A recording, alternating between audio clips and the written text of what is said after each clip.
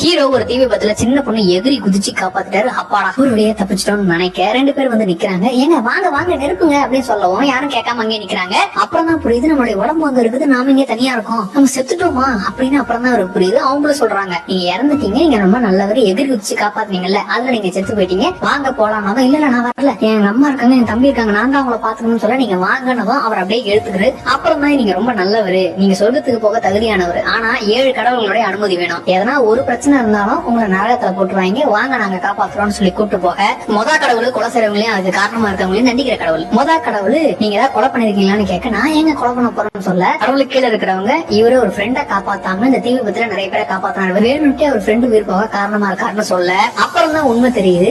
அந்த ஃப்ரெண்டே தான் நான் மாட்டிக்கிட்டேன், என்னை காப்பாத்த ரொம்ப நேரம் ஆகும், நீ மத்தவங்களை காப்பாத்துன்னு சொல்லவும் இவர் கிட்டத்தட்ட 12 பேரை காப்பாத்திருக்காரு, நம்மளோட சம்மதத்தோட தான் செஞ்சிருக்குன்னு சொல்ல நீ நல்லா வந்தான் அடுத்த கடவுளை பார்க்கலாம் அனுப்பிச்சு விடுறாரு. மீதி இருக்கப்படத்தான் அடுத்த பாட்டுல பார்ப்போம்.